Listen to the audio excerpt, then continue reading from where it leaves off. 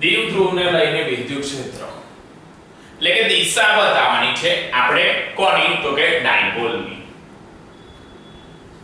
છે ક્વેશ્ચન કે electric field due to ડાયપોલના કારણે ઇલેક્ટ્રિક ફીલ્ડ બરાબર છે તો આની અંદર બે ધ્રુવો લીધા છે એક પ્લસ અને એક માઈનસ પ્રોટોન અને ઇલેક્ટ્રોન ડિસ્ટન્સમાં લેન્થ 2l રાખી છે તો કે જે બે સમાન અને વિરુદ્ધ વીજભારો એકબીજાને નાના અંતરે રાખેલા હોય અને આ તંત્રને એક દ્વિધ્રુવના નિર્માણ કરે એમ કહેવાય છે બે રાખ્યા અમુક અંતરે તો એક આખી ડાયપોલનું નિર્માણ કરશે દ્વિધ્રુવ આનું સર્વાધિક સૂરજ ઉદાહરણ H2O છે એક્ઝામ્પલ તરીકે કીધેલું છે વીજભારો +q ને -q એકબીજાથી 2l જેટલા ટૂંકા અંતરે બંનેને રાખેલા છે એ બંનેને 2l અંતરે જેથી વીજભારની માત્રા અને વીજભારો વચ્ચેના અંતરના ગુણાકારને એની ચાક માત્રા કહેવાય વિદ્યુત ધ્રુવની શું કહેવાય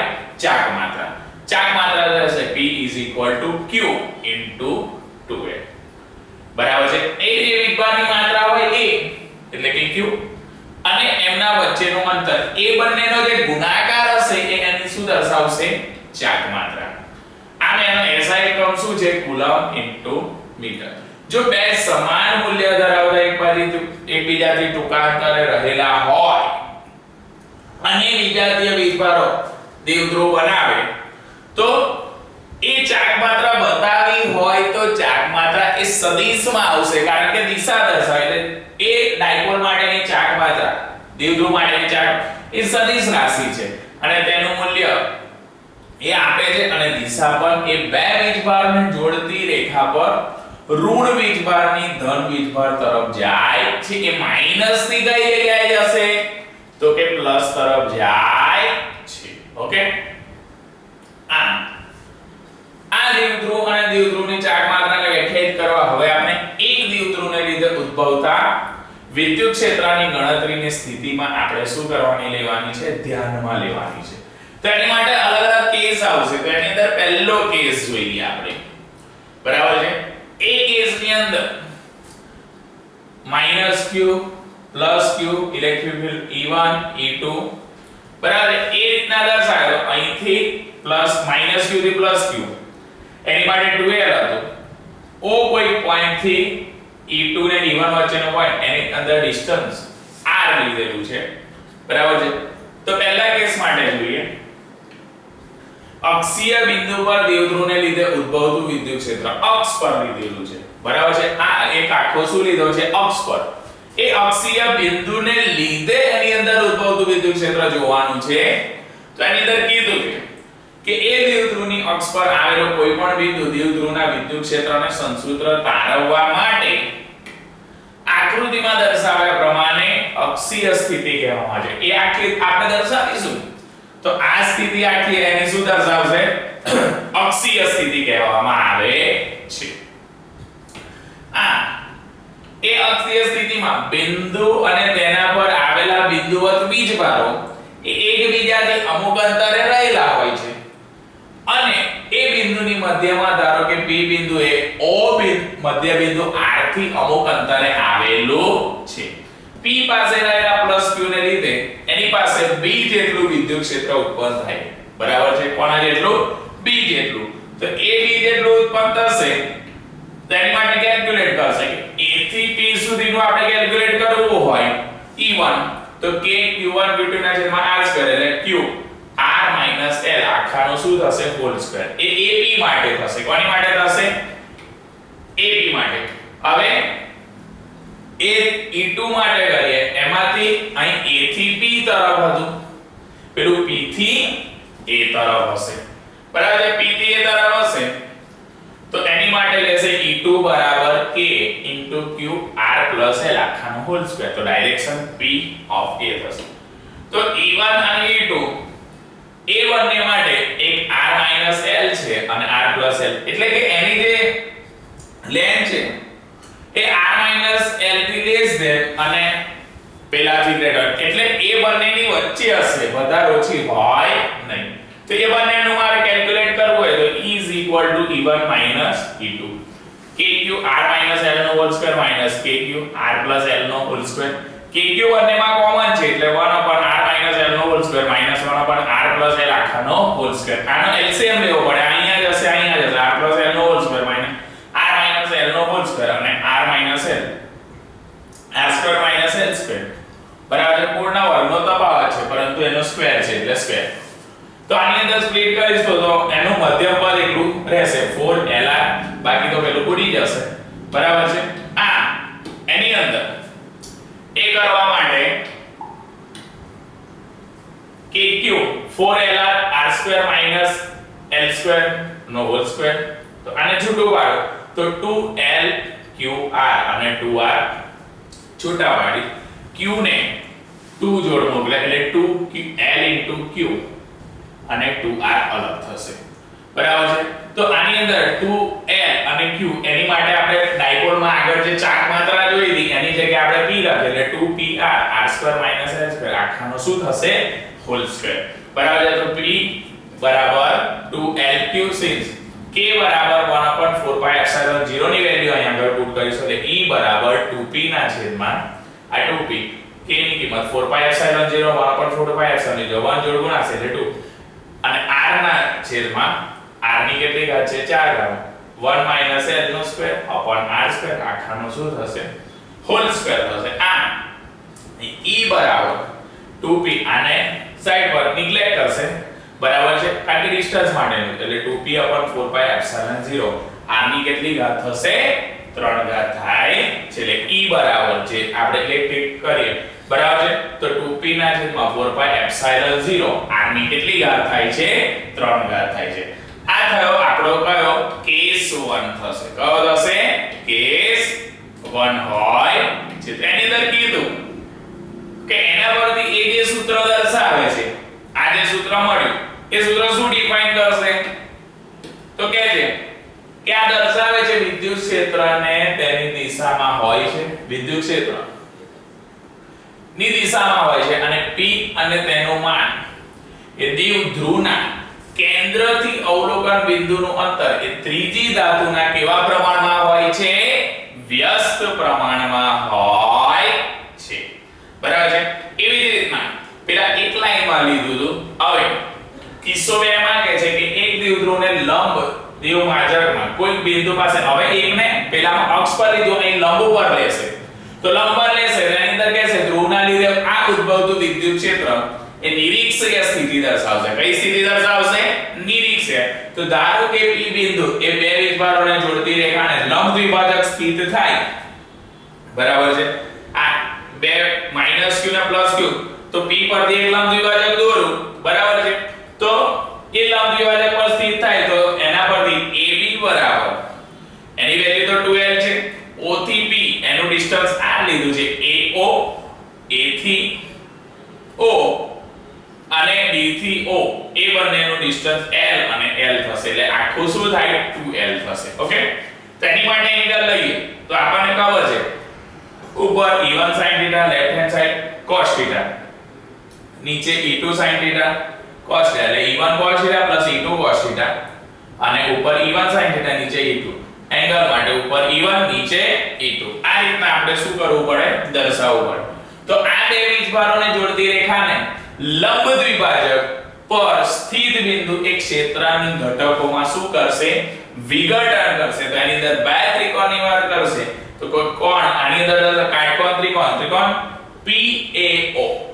PAO અને PBO આ બાજુનો ત્રિકોણ ને આ બાજુનો આ જે બે ત્રિકોણ એની માટે લખી કે AP = BP. AP શું લખશે અહીં આગળ એ લોકો BP. તો AP = BP લખશે પણ તેની માટે પાયથાગોરસ લખે લેન્થ પરથી કે l² r². જો +q ચાર્જ માટે E1 = a q ના છેદમાં l² r². એવી જ રીતના જો એના p થી a નું ડાયરેક્શન ની વાત કરે કોની વાત કરે p થી a બિંદુ પર આ વિભાગને લીધે બિંદુ પાસે ક્ષેત્રની દિશામાં એ પ્રમાણે લખી શકાય E1 ને કે E1 = k q ના છેદમાં l² r² અને બીજા માટે કહીએ કે એ પ્રમાણે જો બિંદુ પર રાખેલ વીજભારને લીધે બિંદુ પાસે ક્ષેત્રની દિશામાં હોય બરાબર છે. તો તેને નીચે પ્રમાણે એટલે કે E2 માટે લખાય k q ના છેદમાં L2 R2. તો અહીંયા આગળ જે E1 અને E2 બતાવ્યા બરાબર છે, ધ્યાન કે E1 અને E2 ના મૂલ્યો કેવા છે, બંનેના સમાન મળે છે, જેથી આપણે ક્ષેત્રો સમાંતર અને લંબતર વિઘટન કરીએ અને AB ને સમાંતર ઘટકો અને બે એક જ દિશામાં હોય, ચિત્ર નીચે ઉપર હતો એટલે એક અક્ષ એટલે આખું એક દિશામાં છે. આમ E1 cos θ ને લંબવત ઘટકો E1 cos θ આ બેઉ એકબીજાથી કેવા હશે, વિપરીત હશે. જો વિપરીત હશે તો બેઉ ઘટકોનું, કારણ કે cos માટે તો સેમ જ હતું એટલા માટે cos એક જ અક્ષ પર મળતો હતો એટલા માટે એ સમાન પરંતુ દિશા વિપરીત હોવાથી એકબીજાને છેદ ઉડાવશે. આમ બિંદુ P પર પરિણામી વિદ્યુત ક્ષેત્રનું માન E E1 cos θ E2 cos θ બરાબર છે. તો cos θ ને E1 cos θ માટે k q ના છેદમાં L2 R2 cos θ E1 ની વેલ્યુ મૂકી અને cos θ એવા ને એવા, E2 ની વેલ્યુ k q ના છેદમાં L2 R2 cos એવા ને એવા બરાબર છે. તો બંનેમાં અહીંયા cos θ L ના છેદમાં L2 સ્ક્વેર રૂટમાં L2 R2 એ કરીશું તો આની અંદર kq બરાબર છે kq ના છેદમાં L2 R2 અને 2l સ્ક્વેર રૂટમાં L2 પર R2 થાય છે. કોના બરાબર E બરાબર આમ k બરાબર 2lq ના છેદમાં L2 R2 આખાની 3/2 થશે. તો k એનો 2lq r નો ક્યુબ કોમન કાઢીશું તો 1 L2 R2 એની શું થશે 3/2. તો આ E બરાબર અહીંયા આગળ p ના છેદમાં 4πε0 કારણ કે આની જો p બરાબર 2lq છે આની બરાબર p લખી શકાય એટલે 2lq બરાબર તો શું લખીશું આપણે p લખીશું, પરંતુ r2 greater than very greater than એટલે એને નિગ્લેક્ટ કરશે બરાબર છે. l2 ને r2 ની નિગ્લેક્ટ કરશે એટલે એની અંદર k ની જગ્યાએ 4πε0 આવશે એટલે p 4πε0 r ની 3 ઘાત તો r ની 3 ઘાત તો E બરાબર p ના છેદમાં 4πε0 r ની કેટલી ઘાત થશે 3 ઘાત થાય છે બરાબર છે. એ 3 ઘાત થશે તો એની માટે આપણે લખીશું કે આમ દ્વિધ્રુવોને એટલે કે ડાયપોલના નિરીક્ષક સ્થિતિમાં કોઈ બિંદુ પર વિદ્યુત ક્ષેત્ર પણ એ વીજભારોને જોડતી રેખા, કઈ રેખા જોડતી રેખા અને બિંદુવત લંબ અંતર વચ્ચે ત્રીજી ઘાતના વ્યસ્ત પ્રમાણમાં હોય છે. 3 ઘાત હતું ને એટલે ત્રીજી ઘાતના વ્યસ્ત પ્રમાણમાં, અને સમીકરણ પરથી સરખાવીએ તો આપણે જોઈ શકીએ કે બંને કિસ્સાઓમાં વિદ્યુત ક્ષેત્ર 1/r³ ના પ્રમાણમાં હોય છે, પરંતુ તેમની વચ્ચે કેટલાક તફાવત પણ જોવા મળે છે. તો એ તફાવતમાં કે છે અક્ષીય સ્થિતિમાં વિદ્યુત ક્ષેત્રનું મૂલ્ય એ નિરીક્ષિત સ્થિતિના ક્ષેત્રમાં મૂલ્ય કરતાં કેવું હોય છે, બમણું હોય છે. આમ અક્ષીય સ્થિતિમાં વિદ્યુત ક્ષેત્રની દિશા વિરુદ્ધ ચાકમાત્રાની દિશા હોય છે, જ્યારે નિરીક્ષિત સ્થિતિમાં તેઓ વિપરીત દિશામાં હોય છે બરાબર છે. તો આ રીતના આખું આપણે એ અક્ષીય બરાબર છે અક્ષ અને નિરીક્ષકીય એટલે કે લંબ દિશામાં આપણે એ ડાયપોલનું નિરીક્ષણ કેસ 1 અને કેસ 2 માં શું છે કરી શકીએ છે. અને ડાયપોલમાં બીજામાં જોઈએ તો આમ બંનેમાં 1/r³ ના ફોર્મમાં જ આવે છે બરાબર છે, પણ k ની વેલ્યુ પણ આપણને યાદ k નું ઇક્વેશન કે 1/4 k 1/4πε0 એ પણ યાદ હોવું જોઈએ. અને ડાયપોલનું બરાબર છે જે ડાયપોલનું ઇક્વેશન છે કે 2l અને q ચાક માત્રા માટે ઇક્વેશન હતું કે p બરાબર 2l * q 2l એ બે વિદ્યુત ભારો હતા એ બંને વચ્ચેનું ડિસ્ટન્સ એ 2l લીધું હતું અને કોઈ એક વિદ્યુત ભાર એ બંનેનો જે ગુણાકાર હતો એ એની શું દર્શાવતી હતી, ચાક માત્રા દર્શાવતી હતી. આમ આપણે બંનેના કેસ શું કર્યા જોયા. ઓકે, હવે એ જે ડાયપોલ છે દ્વિધ્રુવ છે એક સમાન ક્ષેત્રમાં જોવાનું. પહેલા અક્ષીય જોઈ, લંબ જોઈ, હવે સમાન ક્ષેત્રમાં જોવાની છે. તો એક સમાન ક્ષેત્રમાં વિદ્યુત દેવ ડાયપોલ એટલે કે electric dipole in uniform field. તો એક ઇલેક્ટ્રિક ફીલ્ડ બતાવી છે. આ ઇલેક્ટ્રિક ફીલ્ડની અંદર ડાયપોલ મૂકી છે એક -q ને +q. બંને વચ્ચેનું ડિસ્ટન્સ તો એટલું જ રાખ્યું છે 2l. તો અહીંયા આગળ એંગલ એનો શું લીધો છે થીટા. ઓકે, તો એની અંદર ટોર્ક કાં તો ચાક માત્રા એ દર્શાવશે. તો જોઈએ, બરાબર છે. ડાયાગ્રામ આ રીતનો આખો યાદ રાખવાનો છે, બરાબર છે. હવે એક સમાન વિદ્યુત ક્ષેત્ર એ અચળ મૂલ્યનું, કેવા મૂલ્યનું? અચળ મૂલ્યનું અને નિયત દિશા ધરાવે છે આવું ક્ષેત્ર એ વીજભારિત અને સમાંતર પ્લેટ સંધારની વચમાં ઉત્પન્ન થાય છે.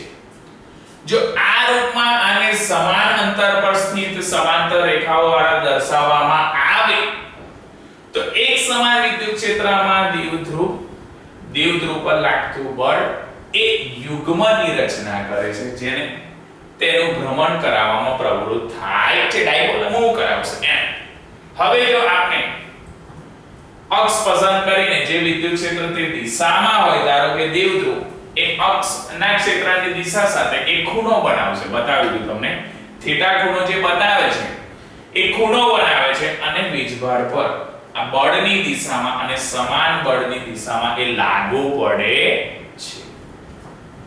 બે સમાન તથા વિપરીત સમાંતર બળ એક યુગ્મ રચે છે અને એ દ્વિધ્રુવને ઘડિયાળના કાંટાના ગતિની દિશામાં ફેરવવાનો, ઘડિયાળના કાંટાની દિશામાં એટલે ક્લોકવાઇઝ, એ ક્લોકવાઇઝ એને ફેરવવાનો પ્રયત્ન કરીશું તો એ યુગ્મ દ્વિધ્રુવને બાહ્ય વિદ્યુત ક્ષેત્રની દિશામાં ગોઠવવાનો શું કરશે? પ્રયત્ન કરશે.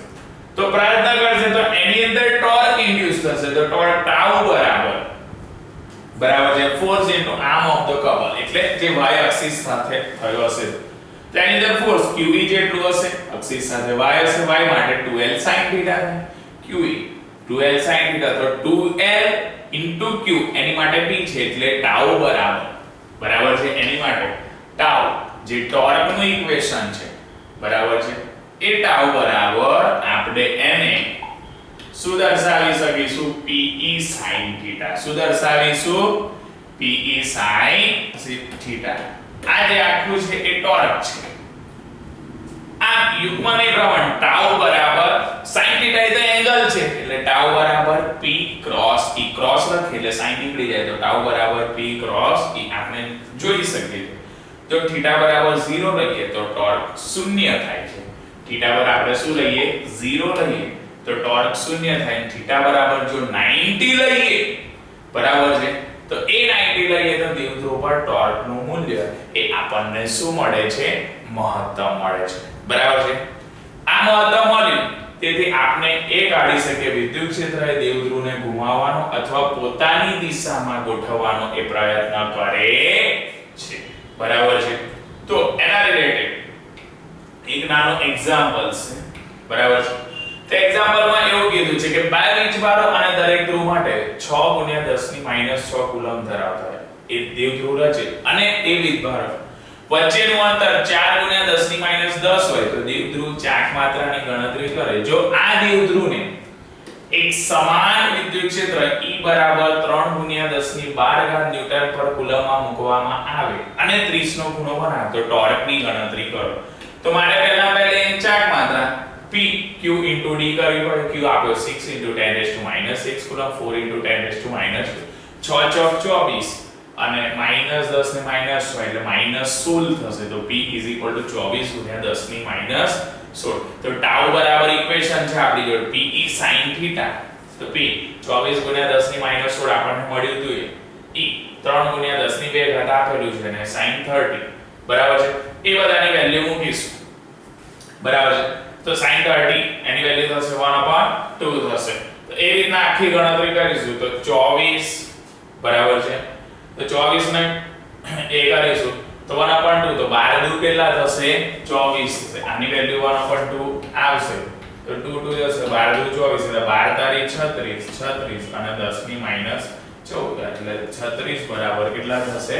10⁻14 થાય છે. તો અહીં કહે છે જો દ્વિધ્રુવને અસમાન વિદ્યુત ક્ષેત્રમાં મૂકવામાં આવે તો એ વીજભાર પર લાગતા બળો અસમાન થશે અને આવું વિદ્યુત ક્ષેત્રના માત્રા એ દ્વિધ્રુવને ઘુમાવતા પરંતુ એક ક્ષેત્રની દિશામાં એને શું કરી શકાય છે?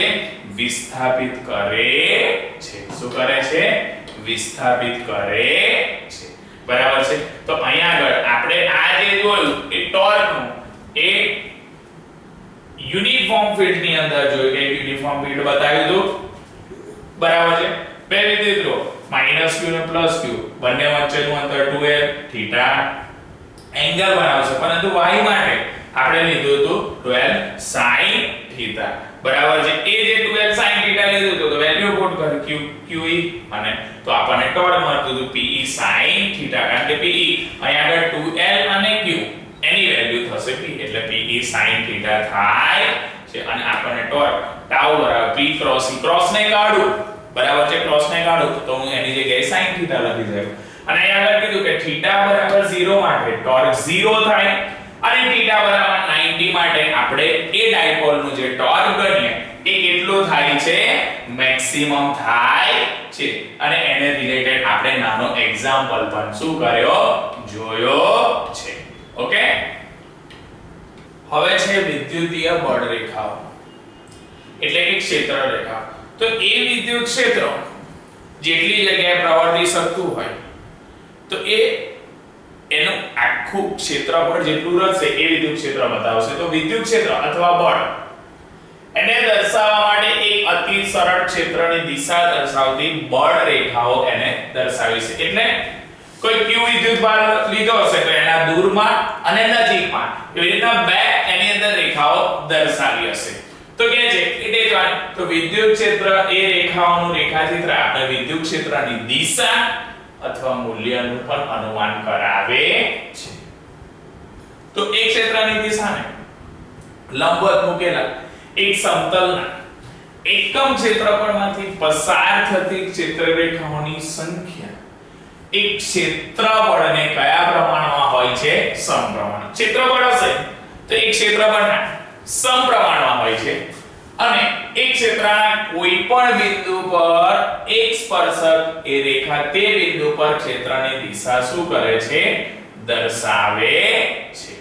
આ વિદ્યુત ક્ષેત્રની રેખાઓ એ વિદ્યુત ક્ષેત્રને દર્શાવવા માટે માત્ર કાલ્પનિક રેખાઓ છે, કારણ કે એ એના આજુબાજુના એટલા વિસ્તારમાં શું થતું હોય તો કે એ પ્રવર્તતું હોય એટલા માટે એ વિદ્યુત ક્ષેત્રની રેખાઓ વિદ્યુત ક્ષેત્રને દર્શાવવા માટે માત્ર કાલ્પનિક રેખાઓ છે. તો કે વાસ્તવિકમાં આવી વાસ્તવિકમાં એનો ફિગર ડાયાગ્રામ જોઈએ તો ખબર પડશે. તો આ q + q છે તો દૂર જાય છે અને -q છે તો એટ્રેક્ટ થાય છે, બરાબર છે. આ પોઝિટિવ ચાર્જની ફીલ્ડ છે, નેગેટિવ ચાર્જની ફીલ્ડ છે, બરાબર છે.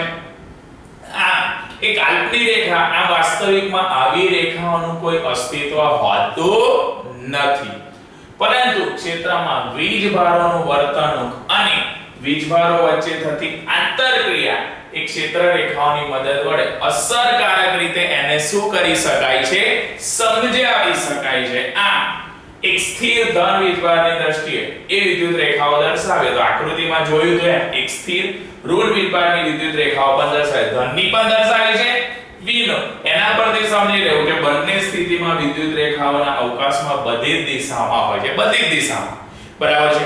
તો કે માઈનસ હોય તો એટેચ થાય છે, પ્લસ હોય તો સ્પ્લિટ થાય છે, દૂર જાય છે, ક્યાં હોય તો બધી દિશામાં થાય છે. અહીં માત્ર કાગળના સમતલ પર સ્થિત થોડીક રેખાઓ શું કરી છે એની અંદર દર્શાવી દે. આ જે એક બિંદુ વીજભારો એ વિદ્યુત ક્ષેત્રની રેખાઓ ધન વીજભારની ક્ષેત્ર રેખાઓ અને ઋણ વીજભારની ક્ષેત્ર રેખાઓ આ ધનની બતાવી છે, આ ઋણની બતાવી છે. આ આકૃતિમાં જો સમાન મૂલ્ય ધરાવતા બે સમાન જાતીય વીજભારો હોય તો એ વિદ્યુત ક્ષેત્ર રેખાઓ રેખાચિત્ર પરથી દર્શાવે કે વીજભારો અત્યંત નજીક આ રેખાઓ લગભગ ત્રિજ્યા છે, એકદમ નજીક હોય તે ત્રિજ્યા દર્શાવશે, પરંતુ ત્યારબાદ જો એકબીજાને આપણે અપાકર્ષિત કરતી બહારની તરફ ખેંચે છે, અપાકર્ષિત થશે તો બહારની તરફ ખેંચશે, એ રીતના દર્શાવેલું છે. અને તેમની વચ્ચે એક બિંદુ તો બે વીજભારો વચ્ચેના અંતરનું મધ્ય બિંદુ છે, સેન્ટર. પણ કોઈ રેખાઓ હાજર નથી તો આ બિંદુઓ પર બે વીજભારોના ક્ષેત્રમાં એકબીજાને છેદ ઉડાડે છે. તેથી અહીંયા પરિણામી ક્ષેત્ર કેવું થશે, શૂન્ય. જો સરખા મૂલ્યના વિરોધ હોય, બરાબર, અથવા સરખા મૂલ્યના ઉપર નીચે હોય તો છેદ ઉડાવશે, પરિણામી ક્ષેત્ર શૂન્ય થશે. આમ આકૃતિમાં એક દ્વિધ્રુવની ક્ષેત્ર રેખાઓ દર્શાવે છે ધન વીજભારોને છેડતી રેખાઓ અને ઋણ વીજભાર પર સમાપ્ત થતી રેખાઓ એની સંખ્યા એ કેવી હોય છે? સમાન હોય છે. આમ બે વીજભારોના તંત્રના વિદ્યુત ક્ષેત્રની રેખાઓ એ વિરામ અવસ્થામાં બે ધન વીજભાર બિંદુ માટે કોઈ બળ રેખાઓ પહોંચતી નથી. ધનની વાત કરીએ તો ધન માટે એ કોઈ બળ રેખા પહોંચતી નથી અને બી માટે વાત કરીએ કે આ દ્વિધ્રુવને લીધે ઉત્પન્ન થતા ક્ષેત્ર રેખા ધન વીજભારથી શરૂ કરીને ઋણ વીજભાર પર એને શું કરવામાં આવે છે? સમાપ્ત કરવામાં આવે છે. બરાબર છે. તો એ રીતના આપણે સમાપ્ત કરીએ તો આ પ્લસ નું છે તો આખું સ્પ્લિટિંગ થાય છે. અહીંયા આગળ જ્યારે એટલે આ સમાન વીજભારની વાત કરી છે. અહીંયા આગળ બંને અલગ એક પ્લસ અને માઈનસ તો સ્પ્લિટ થાય છે પરંતુ એકની સાથે બીજાનું શું છે? કોમ્બિનેશન. એટલે કે જે two positive charge at rest એટલે રેસ્ટના ફોર્મ હોય છે પરંતુ જ્યારે એક પોઝિટિવ અને નેગેટિવ હોય તો dipole start from the positive charge terminate to the negative charge. બરાબર છે. એટલે નેગેટિવ ચાર્જ સુધી થાય છે તો એની પરથી લખી શકીએ આપણે. આમ એક દ્વિધ્રુવમાં ક્ષેત્ર રેખાઓ ધન વીજભારથી પ્રારંભ કરીને ઋણ વીજભારમાં શું થઈ જાય છે? સમાપ્ત થઈ જાય છે. આમ ક્ષેત્ર રેખાઓ કોઈ બિંદુ પર સ્પર્શક રેખા અને તે બિંદુ પર વિદ્યુત ક્ષેત્રની દિશા શું કરશે? દર્શાવશે. જેથી ક્ષેત્ર રેખાઓને લંબવત પૃષ્ઠના પ્રાંતે એકમ ક્ષેત્રફળમાંથી પસાર થતી રેખાની જે સંખ્યા છે એ સંખ્યા પર એના પૃષ્ઠ પર ક્ષેત્રની શક્તિના કેવા પ્રમાણમાં હોય છે? સમપ્રમાણમાં હોય છે અને આ બે રેખાઓ એકબીજાને ક્યારેય કાપતી હોતી નથી. બરાબર છે. તો આ વિદ્યુત ક્ષેત્ર માટે પ્લસ માટે એ લોકો દૂર જતા હતા, માઈનસ માટે નજીક આવતા હતા. બરાબર છે. એ રીતના આખું વિદ્યુત ક્ષેત્ર આપણે શું કર્યું? જોયું છે. બરાબર છે. એવી જ રીતના વિદ્યુત ફ્લક્સ માટે બરાબર છે આપણે વિદ્યુત ફ્લક્સ અને એની માટે ગૌસનો નિયમ એ જોવાનું છે. બરાબર. ગાઉસનો રૂલ્સ જોવાનો છે. બરાબર. તો એ ગૌસના નિયમ માટે શું કહે કે ધારો કે કોઈ ત્રિજ્યાવાળો એક ગોળો છે. એ ગોળાને તેના કેન્દ્ર પર શું કરશે? વીજભાર તો કેન્દ્ર છે તો વીજભાર દર્શાવવાનું છે. તો એ વીજભાર ધરાવે છે ત્યારે આ ગોળાના પૃષ્ઠ પર દરેક બિંદુ માટે વિદ્યુત ક્ષેત્રનું માન એ E બરાબર k q ના છેદમાં r2 એ રીતના શું કરી શકીએ છીએ? આપણે દર્શાવી શકીએ છીએ. આમ આ વિદ્યુત ક્ષેત્રની દિશા એ પૃષ્ઠને લંબવત અને બહારની તરફ હોય છે. જેથી ગોળીય પૃષ્ઠ પર ક્ષેત્રફળ ધરાવતો એક નાનો ખંડ આપણે ધારીએ તો એ સદી દર્શાવશે જેનું માન એ ખંડના ક્ષેત્રફળ બરાબર હોય છે અને તેની દિશાના ખંડને લંબ હોય તો ડેલ્ટા ફાઈ વિદ્યુત ફ્લક્સ એટલે ડેલ્ટા ફાઈ બરાબર E ડેલ્ટા S. બરાબર છે. આ વિદ્યુત ફ્લક્સને તેના સદિશના ગુણાકાર વડે વ્યાખ્યાયિત કરીએ તો phi E બરાબર EI ડેલ્ટા SI. તો આવા બધા પદોને આપણે સરવાળો કરતા સમગ્ર ગોળીય પૃષ્ઠ માટે phi E બરાબર k phi E બરાબર એની માટે k q r2 E delta S. કોઈ એક સ્ફિયર લીધો એમાં પ્લસ વિદ્યુતભાર છે. બરાબર છે. અને એની માટે અહીંયા આગળ કોઈ સબસ્ટેન્સ લીધો છે એની સાથે ડેલ્ટા S અને E અને તો એ જે સમ છે તો phi E બરાબર k q ના છેદમાં r2 summation of delta summation delta S માટે જે નાના નાના સૂક્ષ્મ હોય છે તો બધા માટે શું થશે? એનો સરવાળો થશે. બરાબર છે. તો એની માટે લખશે કે આની વચ્ચેનો જે ખૂણો છે એ શૂન્ય હોવાથી ગોળીય પૃષ્ઠમાંથી પસાર થતું કુલ ફ્લક્સ એ ગોળીય પૃષ્ઠ પર બધા જ ખંડોના ક્ષેત્રફળોનો સરવાળો થાય. તેથી ગોળીય પૃષ્ઠમાંથી પસાર થતું આ નેટ ફ્લક્સ phi E બરાબર કોના બરાબર? phi E બરાબર k q r2 4 pi r2 કારણ કે સ્ફિયર છે એટલે 4 pi r2 લેશે 4 pi. તો એની માટે 4 pi k q k q r2 શું થશે? ઉડી જશે. બરાબર છે. એટલે એની માટે થશે કે 4 pi k q.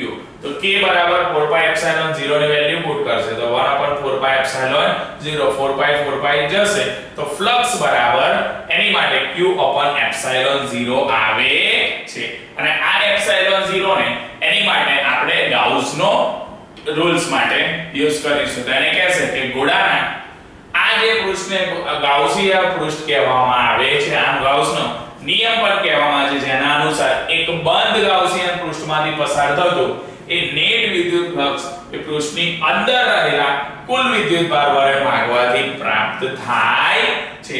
અને આ ગાઉસનો નિયમ એ વિદ્યુત ક્ષેત્રને નક્કી કરવા માટે એક ઉપયોગી સાધન છે. તેને આપણે ધ્યાન પર લઈએ કે ગાઉસિયન પૃષ્ઠ એક કાલ્પનિક ગાણિતિક પૃષ્ઠ હતું અને તે પૃષ્ઠ માટે નિશ્ચિત રૂપથી સંપાદી પણ થઈ શકે છે. તો આ રીતના આખું એનું મેથેમેટિકલ ઇક્વેશન લાસ્ટમાં આવશે ગાઉસિયન માટે કે 5 E બરાબર q upon epsilon 0. તો epsilon 0 ને આપણે એના વર્ગ કે ગોળાનું ગોળીય પૃષ્ઠને ગાઉસિયન પૃષ્ઠ તરીકે આખું જે પૃષ્ઠ દર્શાવે છે એને ગાઉસિયન પૃષ્ઠ તરીકે શું કરતા હતા, એને દર્શાવતા હતા. ઓકે, તો આ હતો આપણો ગાઉસનો રૂલ્સ. તેની માટે મેઈન વસ્તુ એની ફિગર ધ્યાન રાખવાની છે. q વિદ્યુતભાર તો 5 બરાબર k q upon r2 4 pi r2 બરાબર r2 જશે તો 4 pi k into q બરાબર છે k into q થશે તો k ની વેલ્યુ મૂકીશું 1 upon 4 pi epsilon 4 pi જશે તો 5e બરાબર વિદ્યુત ફ્લક્સ માટે q upon epsilon 0. અને આ આખું જે સરફેસ લીધું તો એને ગાઉસિયન સરફેસ કહેવાય. Surface the spherical surface of the sphere is referred the Gaussian surface. આ રીતના આપણે એટલે એનો ગાઉસિયન લો કહેવામાં આવે છે. અને ઇલેક્ટ્રિક ફ્લક્સ પરથી આપણે શું કરીએ છીએ, મેઈન ઇક્વેશન 5e બરાબર કોના બરાબર 5e બરાબર છે. તો 5e બરાબર આપણને જે મળ્યું હતું એ q upon epsilon 0 એ એપ્સિલોન એટલે પરમિટિવિટી દર્શાવશે અને શૂન્યાવકાશની એટલે net electric flux through the closed Gaussian surface is equal to the total charge inside q is divided by epsilon 0. એટલે epsilon 0 વડે એને શું કર્યા હતા તો કે ડિવાઇડ કર્યા હતા. કોના વડે ડિવાઇડ કર્યા હતા, epsilon 0 વડે એને ડિવાઇડ કર્યા હતા. ઓકે.